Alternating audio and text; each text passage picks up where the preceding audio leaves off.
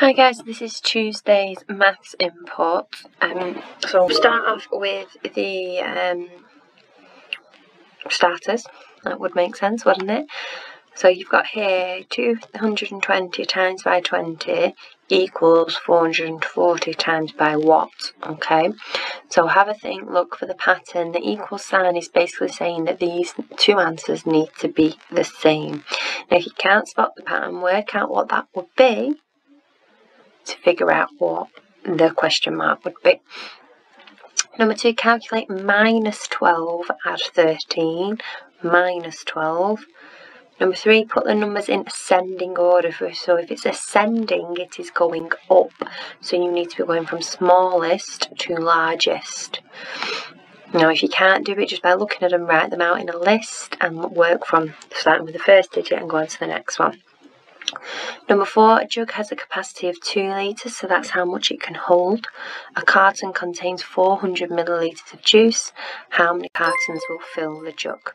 Okay, you might not have full cartons, you might need less than full cartons, but I'd be thinking 2 litres, what is that in millilitres, to help me out with that question. And then you've got a Roman numeral at the top. You then got another set of these questions, so work out the missing number.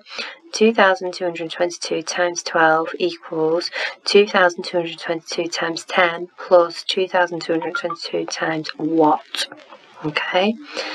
Calculate 97 take away 100. It is not 100 take away 97. It is 97 take away 100. You will have a negative number.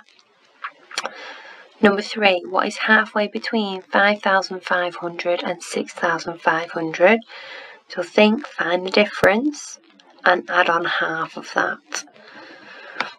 And you obviously got your Roman numeral, and then number 4, which is longer, 1.5 hours or 1 hour and 5 minutes. So I'd be working out what 1.5 hours is, 1.5 hours. What is that in hours and minutes? And then you can make that judgment.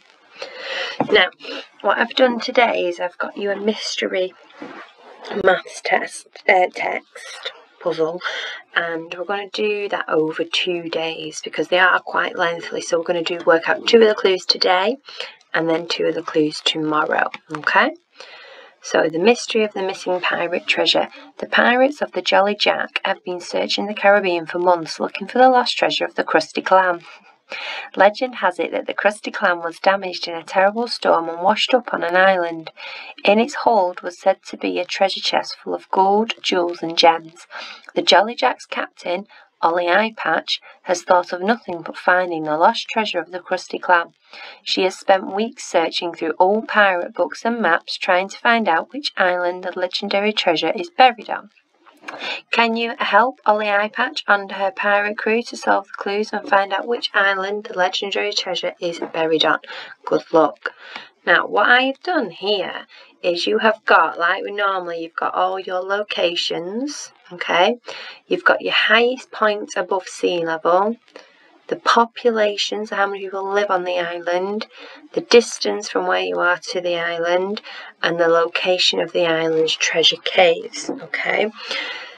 Now what I've done to try and make it easier for you to cross them out is I've typed in the name of the island just to the right of it. So you can see here, Albatross Cliffs Islands.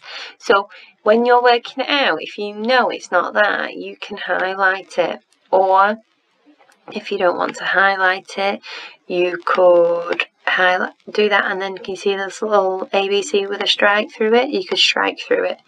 Okay, just so then you know which ones you're getting rid of. What I will do tomorrow is I will have updated this with the answers of the places you should have got rid of so far.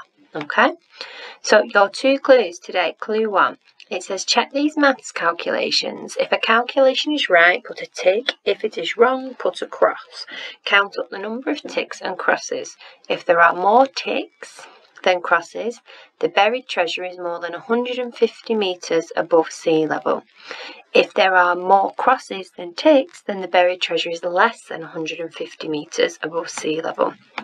So going back up here, you've got your points above sea level here. So this is the information you will be looking at for clue 1.